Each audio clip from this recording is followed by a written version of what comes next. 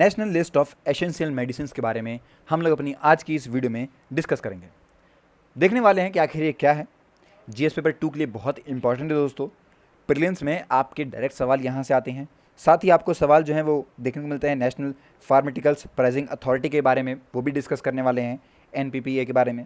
और मेंस में दोस्तों सिग्निफिकेंस आते हैं कि आखिर ये जो नेशनल लिस्ट है एसेंशियल मेडिसिन की, इसके सिग्निफिकेंस क्या है, क्यों ये लिस्ट बनाई गई है। आज की वीडियो में दोस्तों हम लोग यही सब कुछ डिस्कस करने वाले हैं, क्या है ये, क्या इंपॉर्टेंस है।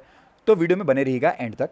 कोई डाउट अगर होता है तो उसको पूछ लीजिएगा कमेंट सेक्शन के अंदर, और अगर कोई सजेशन है या फिर आपके कुछ व्यूज़ हैं इसको लेके तो उसको बताइएगा जरूर, थोड़ा इंटरेक्शन कीजिए जिससे कि हमें मज़ा आए। ओके, चलिए अब स्टार्ट करते हैं। लेकिन मैं कुछ भी स्टार्ट करूँ उससे पहले बता दूं आप लोगों को कि अनअकैडमी की परफॉर्मेंस पिछले 2 सालों से हमें काफ़ी बेहतरीन देखने को मिली है।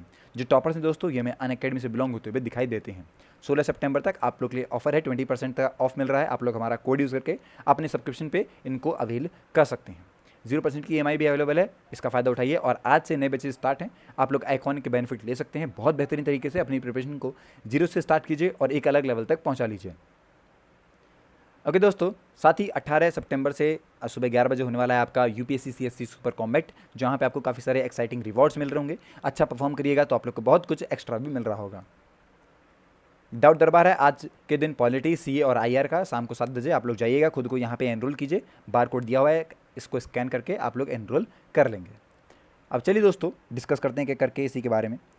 सबसे पहले बता दूं मैं आपको, यूनियन हेल्थ मिनिस्ट्री ने लॉन्च करा है अपना नया national list of essential medicine.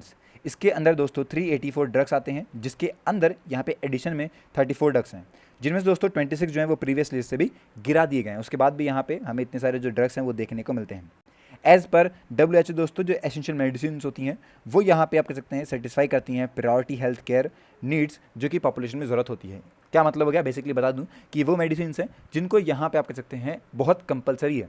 कोई अगर केमिस्ट की दुकान है, कोई यहाँ पे मेडिकल की दुकान है, वहाँ पे आपको ये मेडिसिन तो बहुत ज़रूरी ही दिखेंगी, क्योंकि इनका जो यूज़ है ये बहुत ज़्यादा होता हुआ आ रहा है, लोगों को पॉपुलेशन में इनका यूज़ बढ़ रहा है। तो इसलिए वो सब एसेंशियल हैं जो कि रखने ही रखने हैं आपको। अपने अस्पताल, अपने जो मेडिकल स्टोर्स हैं वहाँ पर इन चीज़ों को रखना बहुत ज़रूरी है। अब देखिए दोस्तों समझते हैं और क्या है ये। देखिए जो यहाँ पे ड्रग लिस्ट करे गए हैं उनको एक अलग अलग आप कह सकते हैं कैटेगरी में बांटा गया है। जैसे कि 4 इसके अंदर मेजर एंटी कैंसर ड्रग हैं। नाम दोस्तों इनका बहुत खतरनाक है, ओके, क्योंकि जिस तरीके से है तो आपको बता दूं कि आप लोग पढ़ लीजिएगा जैसा आपको ठीक लगे। फिर दोस्तों आपका आता है insulin, Gagarin and anti diabetic drug हो गए, ओके। फिर आपका हो गया यहाँ पे पेटेंटेड ड्रग्स, वो आपके ऐसे ड्रग होते हैं जो कि आपका HIV वगैरह हो गया, हेपेटाइटिस C, TB हो गया, उनके जो ड्रग्स हो गए वो सब इसके पार्ट हैं। कॉमन यहाँ पे जो आपके गैस्ट्रोइंटेस्टाइनल होते हैं उसके अंदर वाले ड्रग हो गए।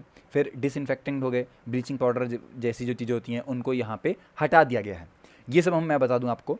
आपका जो कॉमन गैस वाले हो गए ना उनको हटा दिया गया है। फिर जो आपके ये डिसइंफेक्टेंट वाले हैं जैसे ब्लीचिंग पाउडर वगैरह, इनको भी हटा दिया गया है, ओके। तो ये सारी बातें जो कि आपको ध्यान रखनी है। अभी आगे डिस्कस करता हूँ, ये भी अगर पता नहीं आपको समझ में नहीं आ रहा होगा तो कोई दिक्कत नहीं, आगे और अच्छे से एक्सप्लेन करता हूँ क्या है। तो देखिए सबसे पहले बताऊँ मैं, जो national list of essential medicine है इसे रिलीज़ करती है हमारी ministry of health and family welfare. जो मेडिसिन इसके अंदर दोस्तों लिस्ट होती हैं उन्हें बेचा जाता है बिलो सोल्ड प्राइस से। जो भी यहाँ पे उनका सेलिंग फिक्स प्राइस है उससे नीचे इन्हें बेचा जाता है। By the national pharmaceutical pricing authority के द्वारा ये चीज़ें डिसाइड हुई हैं। इंडिया के अंदर दोस्तों इसे फ्रेम करा गया है on the lines of the essential medicine list, जो कि WHO रिलीज़ करती है। वैसा ही हमने भी अपनी नेशनल एसेंशियल मेडिकल लिस्ट है इसे लॉन्च करा है। अगर हिस्ट्री के बारे में बताऊं मैं आपको थोड़ी सी इसके बारे में, तो जो ministry of health and family welfare है इसने प्रिपेयर और रिलीज़ करी थी पहली आपकी national list of essential medicine को 1996 के अंदर, जिस दौरान यहाँ पे 279 मेडिसिन थी। उसके बाद दोस्तों ये जो लिस्ट है टाइम टू टाइम देती गई, जैसे कि 2003 में, 2011 में, 2015 में और अब 2022 के अंदर। पर्पस क्या होता है, किस वजह से इन्हें यहाँ पे आप कह सकते हैं बनाया जाता है, प्रिपेयर किया जाता है। पहली बात, सेफ और इफेक्टिव ट्रीटमेंट किया जा सके प्रायोरिटी डिजीज़ का, ओके। फिर प्रमोट कर सके हम लोग rational use of medicine, optimise कर सके दोस्तों हम लोग जो भी हेल्थ रिसोर्सेज हैं कंट्री के अंदर उसको, जैसे कि स्टेट गवर्नमेंट अपनी खुद की यहाँ पे लिस्ट बनाती है। फिर जो यहाँ आप कह सकते हैं सप्लाई वगैरह है, जो प्रोक्योरमेंट है इन सब का पब्लिक सेक्टर के अंदर, उनको कैसे हम लोग इंक्रीज़ कर सकते हैं, इन सभी का ध्यान रखा जाता है। बेसिकली मैं बताऊँ आपको तो शॉर्ट में, जो मेडिसिन इसके अंदर होंगी दोस्तों उनको प्रायोरिटी लिस्ट में रखा जाएगा। कोई दिक्कत होती है तो पहले इन मेडिसिन पे ध्यान दिया जाता है, ओके। अब कुछ क्राइटेरिया हैं जिनके बेसिस पे ही आप कह सकते हैं ये मेडिसिन इस लिस्ट के अंदर आती हैं, अदरवाइज सारी लिस्ट ना जाती, सारी मेडिसिन ना जाती हैं इसके अंदर। तो कुछ यहाँ पे है। पहली चीज़ होती है दोस्तों एसेंशियलिटी, मतलब कि किस तरीके से वो मेडिसिन हमारी पॉपुलेशन में ज़रूरतमंद है, उसकी कितनी ज़रूरत है, कितने लोग इसे यूज़ कर रहे हैं। तो पहला ये पॉइंट हो जाता है, बहुत ज़रूरी है। जितने ज़्यादा लोग यूज़ कर रहे होंगे इसका मतलब ये मेडिसिन की ज़रूरत ज़्यादा है, डिमांड ज़्यादा है इसकी, तो उससे हम लोग इस लिस्ट में सबसे पहले रखेंगे। फिर दोस्तों चेंजिंग डिजीज़ बर्डन, टाइम के साथ यहाँ पे अलग अलग जो कंट्रीज़ हैं वहाँ पे डिजीज़ का बर्डन आ रहा है, जैसे कि चाइना की वजह से एक और बर्डन आ गया, तो इन सब को ध्यान रखा जाता है। एक पॉइंट पे दोस्तों मैं बताऊँ आपको, जो टीबी था वो बहुत ज़्यादा इंपॉर्टेंट था कि हम लोग टीबी से लड़ें, तो उस टाइम पे टीबी को इस लिस्ट के अंदर आप कहते हैं रखा गया होगा, इस तरीके से आप मान सकते हैं। ओके, फिर एक अगला आप कह सकते हैं कोविड-19 आया, वो बहुत इंपॉर्टेंट हो गया।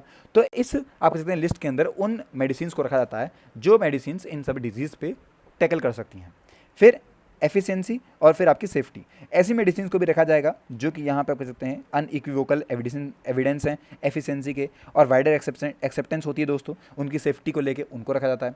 कॉस्ट इफेक्टिवनेस, देखिए टोटल प्राइस जो है दोस्तों ट्रीटमेंट का उसे कंसीडर किया जाता है, और उसके बाद ही यहाँ पे आप कह सकते हैं उस ड्रग को इस लिस्ट के अंदर डाला जाता है। ओनली एक यूनिट डाल के आप कह सकते हैं उसको बेस्ट बेंचमार्क पे नहीं रखा जाता है, मतलब कि नहीं ये देखा जाता है कि कम पैसे में तो इसे डाल दो इसके अंदर, पर ऐसी जो कि एक तो आप कह सकते हैं सही तरीके से बिक पा रही हो, जिसका यूज ज़्यादा हो रहा होगा, उसको कॉस्ट एफिशिएंट बना के भी इसके अंदर रखा जाता है। फिर दोस्तों आता है फिक्स्ड डोज कॉम्बिनेशन, एफडीसी।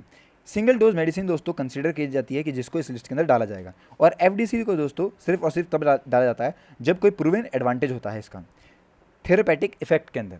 मतलब कि पहली बात तो सिंगल जो यहाँ पे डोज मेडिसिन होती है जिनका एक डोज लेके आप लोग ठीक हो जाएंगे, उनको तो रखा जाएगा, पर इसके अंदर कुछ कई बार ऐसी मेडिसिन भी रखी जाती हैं जिनका फिक्स डोज रहता है, जिनके 4 बार खा लीजिए, 5 बार ले लीजिए इसको तो आप ठीक हो जाएंगे, तो उनको भी इसके अंदर डाला जाता है।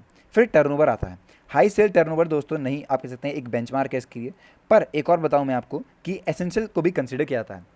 टर्नओवर तो ठीक है, जिसका ज़्यादा टर्नओवर है दोस्तों उसको रखा जाएगा, लेकिन ये भी देखा जाता है कि ज़्यादा टर्नओवर हो और इसकी ज़रूरत भी ज़्यादा होगा तभी हम इसे इस लिस्ट के अंदर डालेंगे, अदरवाइज नहीं डालने वाले हैं। तो ये कुछ यहाँ पे फैक्टर्स हैं, क्राइटेरिया हैं जिनके बेसिस पे जो मेडिसिन को है उसको इस लिस्ट के अंदर डाला जाता है। अब ये तो बता दूं मैं कि रख दिया, वहाँ से ड्रग्स को डिलीट क्यों जाता है, डिलीट क्यों किया गया, मैंने बताया ना आपको कुछ यहाँ पे जो आप कह सकते हैं गैस रिलेटेड वाली मेडिसिन होगी उन्हें हटा दिया गया। तो देखिए ड्रग को इससे डिलीट किया जाता है जब यहाँ पे उस ड्रग पे बैन हो जाता है इंडिया के अंदर, कोई रिपोर्ट आती है और वहाँ से हमें पता लगता है कि भाई ये जो ड्रग है ये नुकसान दे रहा है लोगों को, तो उसको हटा देंगे हम लोग। कोई मेडिसिन अगर बेटर एफिशिएंसी और फेवरेबल रहती है सेफ्टी प्रोफाइल से लेके, उसकी बेटर कॉस्ट इफेक्टिवनेस है, वो अवेलेबल है, तो उसको यहाँ पे आप कह सकते हैं नहीं हटाया जाएगा, ये बात आप लोग जान लीजिए। अब यहाँ पे अगर मैं आपके साथ डिस्कस करूँ कुछ बातें छोटी सी इंपॉर्टेंट है कुछ, जैसे कि बताया मैंने आपको WHO भी अपनी एसेंशियल मेडिसिन लिस्ट को आप कह सकते हैं लॉन्च करती है, सेम उसका भी यही काम है, आप लोग ये जान लीजिए। बस इतना फ़र्क है कि ये नेशनल वाली जो है वो भारत के अंदर बनती है, तो भारत के जो ड्रग्स हैं उनको इंक्लूड किया जाएगा, जो भारत में यूज़ होने वाले ड्रग्स हैं उनको इंक्लूड किया जाएगा। पर WHO क्या करती है, जो ओवरऑल मतलब दुनिया भर में जो ड्रग्स यूज़ होने वाले हैं उनको यहाँ पे ये लॉन्च करती हैं। पहली बार दोस्तों कंट्री ने यहाँ पे बता दूँ कि WHO ने पहली बार आप कह सकते हैं लाया था 1975 के अंदर, जब यहाँ पे WHO की आप कह सकते हैं वर्ल्ड हेल्थ असेंबली बैठी थी, उस टाइम पे इसको लाया गया। और पहली बार जब दोस्तों ये आप कह सकते हैं जो लिस्ट लाई गई थी वो 1977 के अंदर लाई गई थी, उस टाइम पे 186 मेडिसिन इसके अंदर डाली गई थी। ओके, तो ये सारी बातें जो कि आपको पता होनी चाहिए थी, और आई होप कि आपको इससे अंडरस्टैंडिंग हुई होगी। अगर कोई डाउट आपका रह गया दोस्तों तो क्लियर कर लीजिएगा। ओके, कमेंट सेक्शन में पूछ के मिलते हैं नेक्स्ट वीडियो में और भी अच्छे टॉपिक के साथ। Till then take care and have a nice day.